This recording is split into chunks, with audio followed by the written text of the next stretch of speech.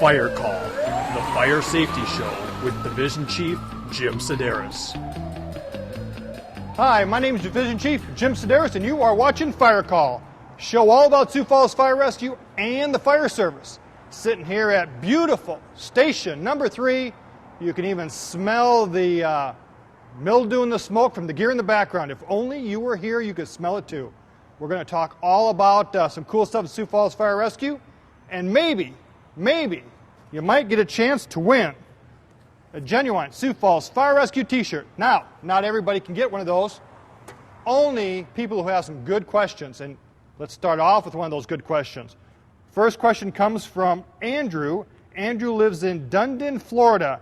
And he wants to know, what is the history behind the Dalmatian as a fire dog? Andrew, good question. We used to have fire dogs here. Fire dogs normally were Dalmatians. Dalmatians were the dogs that were used traditionally around horses. They would keep horses in line and move horses back and forth. That's why now you'll even see them, if you watch the Budweiser Clydesdales, they'll have Dalmatians. Once we got away from horses, we still kept those Dalmatians around the firehouse. Kind of a traditional thing. We talked about that before. We are not only steeped, we are slathered in tradition around here. The problem was, dogs got a little finicky. When we started going on a lot of calls a day and the alarms go off and we have big trucks, dogs were a little temperamental, had some problems with the dogs. They just really couldn't handle all that stress. Also, there's no one behind the station to take care of the dog. And no one wants a dog wandering around your house with no one to take care of him. So the Dalmatians are kind of sliding on their way out. Some stations have them. We don't have any more dogs. Another thing we had to worry about with dogs and little kids for station tours, you know, we didn't want any little kid to get bit, so Dalmatians are were on their way out. Last one we had was probably about 20 years ago. This next question, this is a thinking question from Bobby in Sioux Falls. Bobby wants to know, what is the history and the reason behind the Maltese cross symbol that the fire departments use?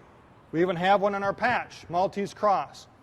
History goes way back to the Knights, back in the times of the Crusades. The Knights of St. John would be traveling through the Crusades fighting for the Holy Land, and they were fighting the Saracens.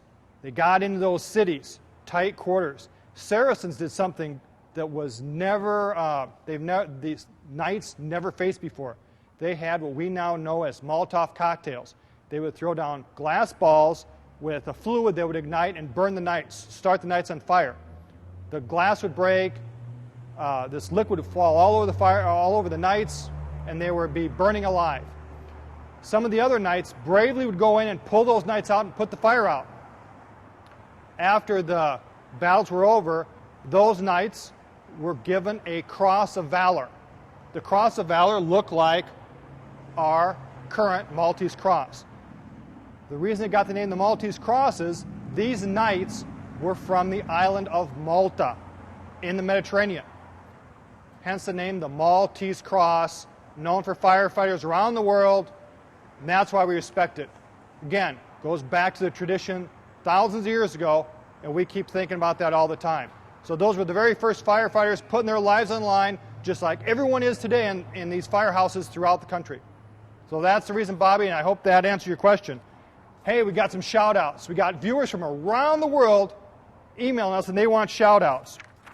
Our first shout-out goes to, and great, I probably can't even pronounce this one, but it's Brush Prairie, specifically Colin, wants a shout-out to the Vancouver Fire Department in Vancouver, Washington. And Colin, we finally got to it. You've been waiting since April, and I'm glad we finally got to it, too. This next one is for our buddies up in Saskatchewan, Canada. And this is from Roland, and he wants a shout-out to the La Rouge Fire Department near Saskatchewan, Canada. And this, Colin, you finally got it. Again, you've been waiting since April. I've been glad you're patient. So now, let's get on. We got a bunch of stuff to talk about, and this show is going to be really lateralicious for you guys. So sit back, turn off your iPod, turn off the computer, tell the kids to be quiet, grab some popcorn, and hang out with us for a while. Hang out in the world of Sioux Falls Fire Rescue.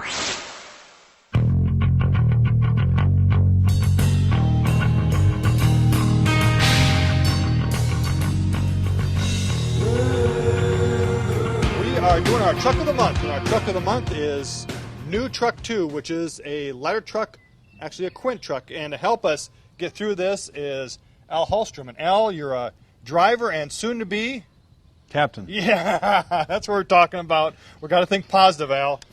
We're going to have you take us through this truck, and our first question about this truck is from Weston. Weston lives in Paintsville, Kentucky, and he wants to know what is a quint company. And this is essentially a quint. What makes up a quint, Al?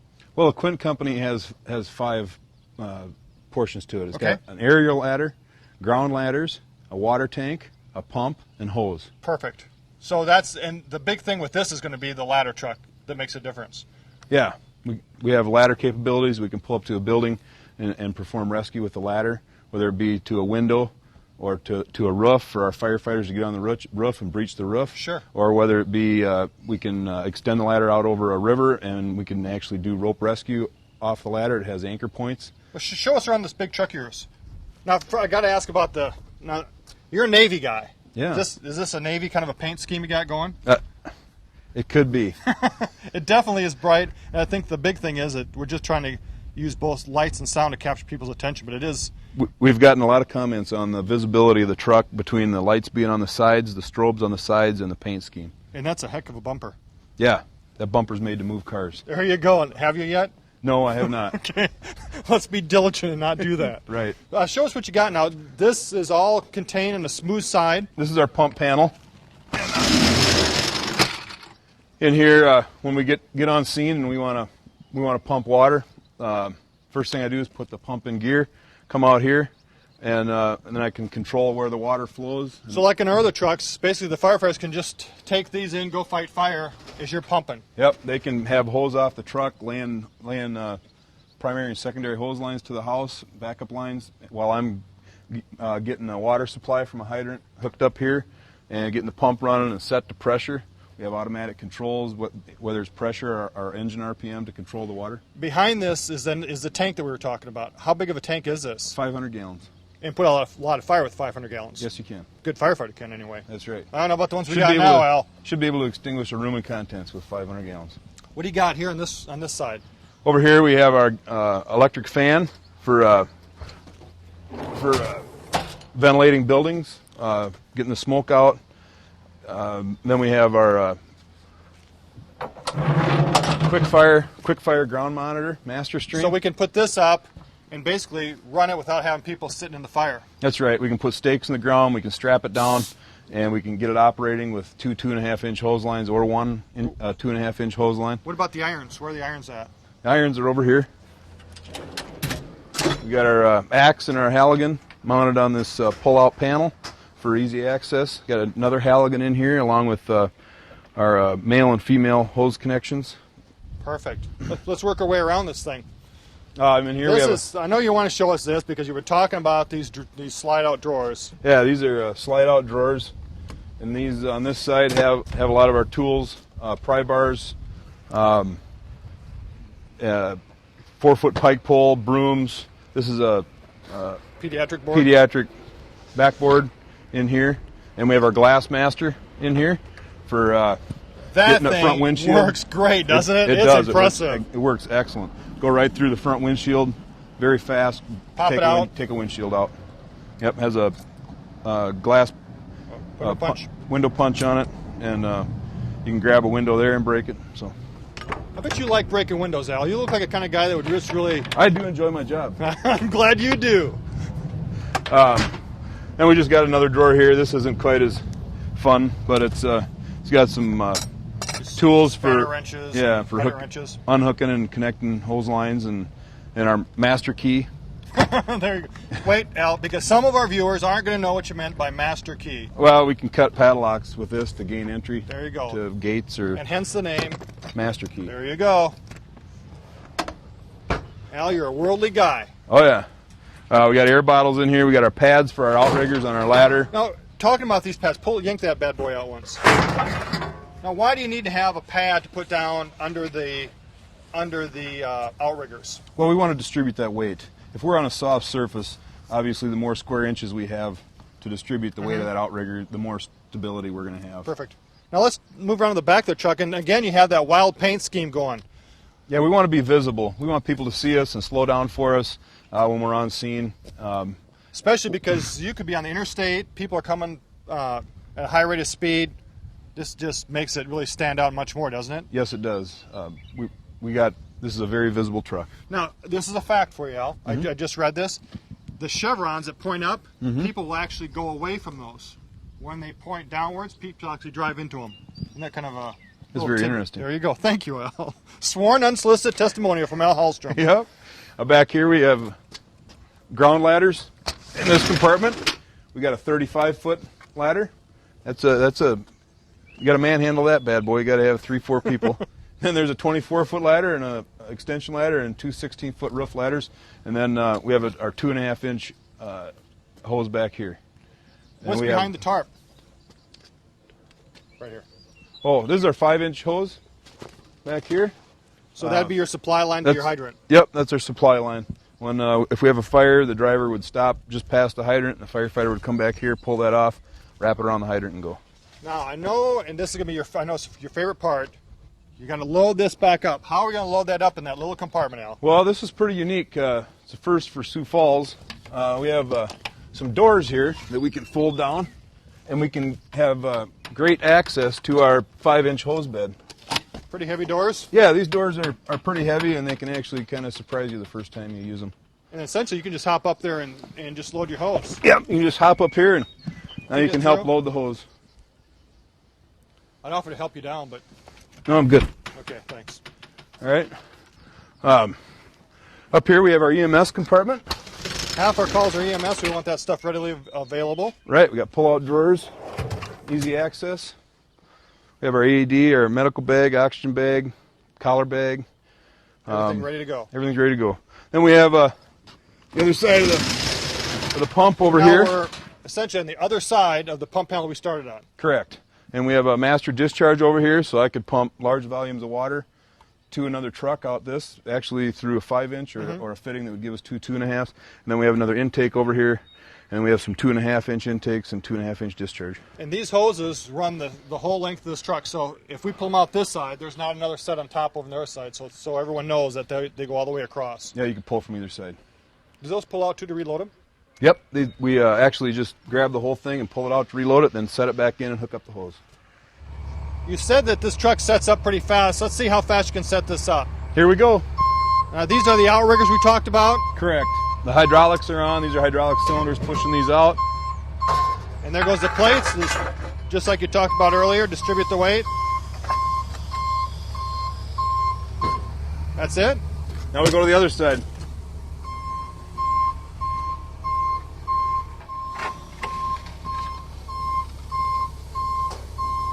Now, does it automatically balance itself out, or do you have to do that, Al? It does not. We're going to use this level right here to get it leveled out. And, makes working on the ladder a lot easier. Yep. Now, what are the key things you have to remember when powering up the ladder?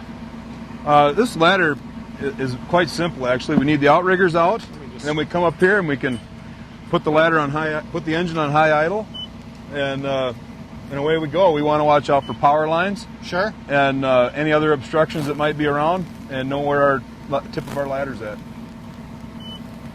We got to step on this pedal right here. Now, what's that pedal called? A hydraulic foot pedal. Oh, I thought it's called the dead man's pedal. Dead man's pedal. Okay, it's a dead man's pedal. So we push that down, then we can raise that up. This goes up pretty quick. The cylinders on the side that say breathing air, what are those, and how do they work on this truck? That cylinder holds breathing air so that we can tie, instead of having an SCBA bottle on our back, we can tie right into the connections and breathe air out of that large bottle, because we could be here a length of time where our bottle would run out. Okay. It has a tip you can flow out of the top with. Use this as a tower. Correct. How much can you flow out of it? We had it out the other day. We got about 1150 out of it. 1,150 gallons a minute. Wow. And if someone asks, this can do a 360-degree rotation? That's correct. Another question I know people are going to ask is, when you go around, you can just keep going around and you don't have to get to a point and then go all the way backwards. Nope. You can just keep turning it around all you want. Yes, I can. What about, can you go below elevation? Can you go to a negative? Certainly. How long's the ladder? It's a 75-foot ladder. Has a master stream on the end. We can control the tip of the master stream from down here, what direction we want it to point. We can move the master stream from the fly section to the middle section. So when you were talking about doing a rescue, you could easily go out, and being that we're surrounded by a river, you could easily go out and pick somebody off. Yes, you could. Great, Al. That's impressive. There's a platform towards the end of the ladder for the firefighter to put his feet on to maintain safety out there. Mm-hmm. Now, when you're working with this ladder, how do you know how high the ladder is? Because you don't have it on a computer. How can you tell how high this ladder is extended? We have markings on the way up the ladder. So right now I can tell that it's extended to almost 75 feet. How's it handled driving? Handles very well. Has air ride suspension. It has good horsepower. One of the neat gee-whiz things about this truck is it can actually be remote controlled. One of the first trucks we've had like that. Now, Al, you got the remote control. Why are we going to use this? Well, we could use this. We could have a firefighter up on the platform that we have on the ladder. He could be running the tip up there, and he could move the ladder himself with this. It has a bracket up there that it can mount in, and then he can use this. Or if he wanted to get off the ladder, and maybe he was in a structure and he wanted to move the ladder to another location, he could do it with this. Show us. I can't believe this thing's going to work now. That's impressive, Al.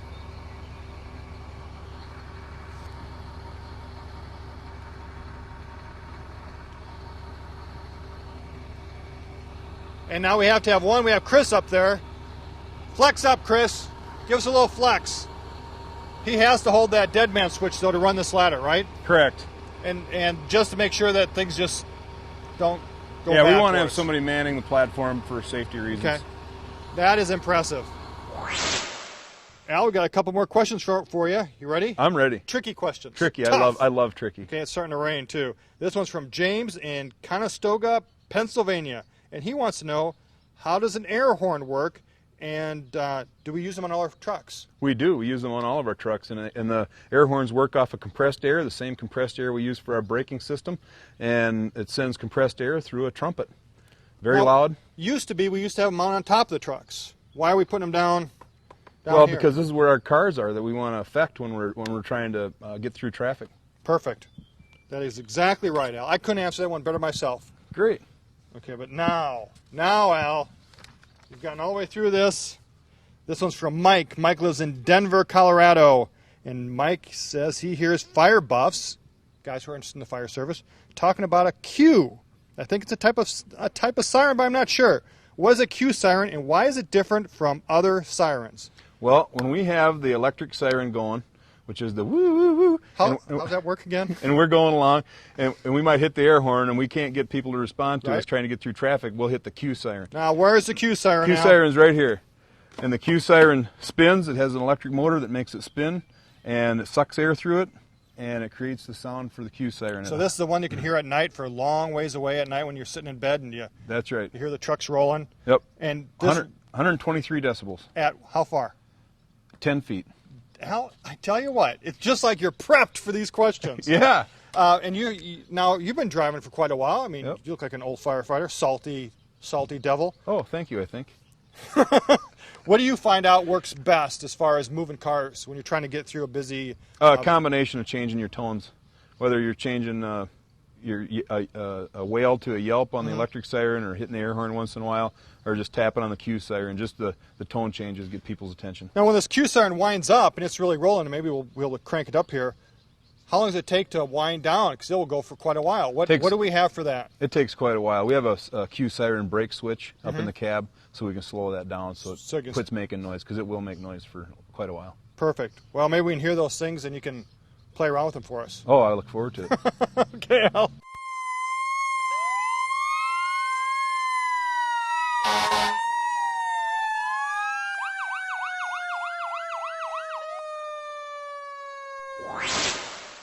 I have a great question. This question is from Rebecca in Pierre, South Dakota. And she wants to know specifically, why do we have designated people to be drivers for the trucks? Now, I have one of our drivers, Pat Dowland. Pat, come on in. All right. And here is a question. what's so special about being a driver? Why do we need this special training and a special, actually, position as a driver, or as we call them, fire apparatus operators? Well, my primary job is to get my crew and equipment to the call. So it's a very large truck driving through traffic and whatnot. I need to learn how to drive a heavy, top-heavy truck, and then also use all the equipment on board, And like just the pump. maneuvering this, just even taking right-hand corners can be a treat. Yeah, you kind of have to plan your route. A lot of side streets are really hard. Because it sits so tall, you might clip trees, and you have to think about all that on your way. And for you, now you as a driver could be driving any particular truck when you're coming to work. Right. We switch from pumpers to the aerials to might even quints, even tankers, that type of thing. And they're all different. They all weigh a lot different and drive different. Some are newer and have better steering, that type of thing. Okay. Now, as a driver, what are some of the things you think about when, as a firefighter, when the tones go off? The firefighter's going to be thinking, what type of call? We're going to be pulling hoses. Captain's going to be thinking about more strategic things. What do you think about as the tones go off as a driver? Well, my first thought is, where are we going? And I need to either figure that out on my own, or we have a big map on the wall. I can locate that on that. And then I just make sure everyone's on the truck, everyone's buckled in, and away we go. How have you been coping with all the construction problems that we've been having? It hasn't been too bad in this territory, but you really have to keep up on it daily. We drive through it. We did this morning, make sure that we can still get through certain streets. So if we need to plan differently. Now, we've got to talk about your dad. Captain Donlin, retired, worked years with Captain Donlin. Mark, how's he doing? He's doing good. Does he He's miss the enjoying job? retirement? Yeah, maybe a little bit. He probably gets a little giddy when he hears the fire trucks go by. Oh, yeah. He listens. Hey, thanks, Pat. All right, thank you. Pop quiz. Are you going to be a hero or a zero? What temperature does firefighting gear have to stand up to in a fire? A, 500 degrees. B, 350 degrees. C, 488 degrees. Or D, there is no standard. The answer is A, 500 degrees. This question comes from Derek. Derek lives in Tinnytown, Maryland. And when you look at one of our brand new firefighters, Jens Nagelstad, all this gear has to protect Jens. 500 degrees for 5 minutes, and that's the NFPA standard, National Fire Protection Association standard. Now, when you think about how hot you get when you open your stove and you're cooking your, what are you making tonight? Anything good? Barbecue chicken. Making your barbecue chicken at 350 degrees, and you feel that heat come out, that's nothing compared to fighting a fire. Water boils at 212 degrees. Think how hot that is. This gear has to stand up to 500 degrees, 5 minutes. Keep guys like Jens ready to save your life and pull you out of a fire. So, Derek, I hope that answers your question.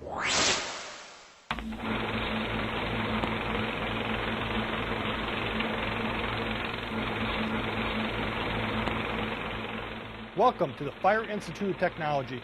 This is where we're going to take a little more time to answer those tougher, brainier questions. I have 2 questions here that we're going to talk about. The first one's from Alex, and Alex lives in Hewitt, New Jersey. He wants to know, why is water a desirable agent to use for firefighting? And the second question is from Philip, and Philip is from Tannytown, Maryland. Must be a big show there. You guys must have no life there. What is the approximate temperature of a working house fire? We're going to talk about these together. When we look at water, nice things about water is we can use it. It's fairly easy to get, low cost, and it works very well to put out fires because what it does is it does a couple things. It reduces the heat of that fire, also knocks out the oxygen supply. Fires have to have oxygen to burn. Most fires, you have to have that oxygen supply. So if you drop the heat, if you blanket it with water, take away the oxygen ability to burn, you're going to put out that fire, and that's what water does so well. Another thing that water does is when it heats up, what happens when we put water on a stove? Got a little fire here. that water eventually turns to steam. Same thing when we fight a fire.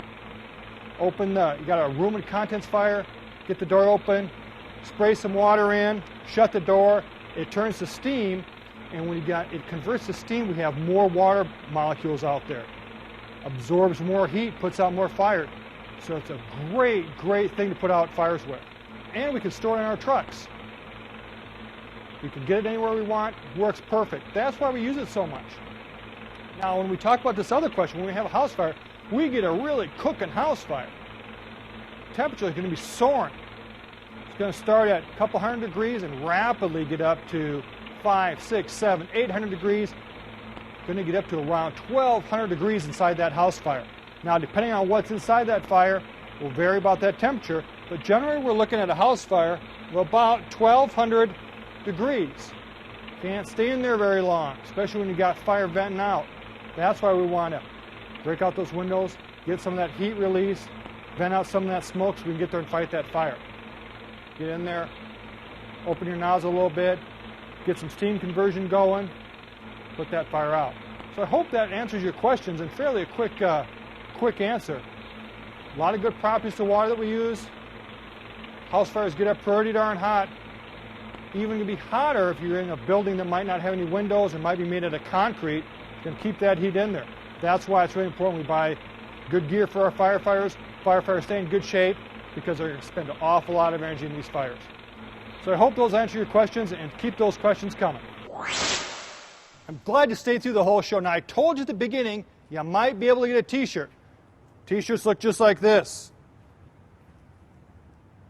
How do you get a t-shirt? You log onto our website and you can post a question. We get the questions. If we use the questions, we'll send you a t-shirt. Now, as you saw, it might take a couple months for us to get through all these questions because we just get them coming every day. So I hope you like this show. I got a couple more shout outs. We got a truck coming in here too. This first shout out is unbelievable. It's from Nick. Nick wants a shout out to the Beverly Hills Fire Department in Beverly Hills, California. I think we need to make a road trip to see you. This shout out goes to Jeremy. Jeremy lives in Canton, South Dakota. He wants a shout out to the Canton Inwood Ambulance and Canton Fire Department. Hey, we're just like kissing cousins here because they're right outside Sioux Falls. Told you we're being watched worldwide. This shout out goes to David. David lives in Victoria, Australia. He wants a shout out to the Bracknechburg Rural Fire Brigade in, well, you heard me. I don't know if I said it right or wrong. And he's a long ways away, so write me if I said it wrong. But I think it's Bracknechburg, Australia. Hey, I'm glad you watched the show. I've been having a great time doing this. Glad you got to meet some of our people. Come back next month. We're going to have another show because you've been watching Fire Call with Division Chief Jim Sideras.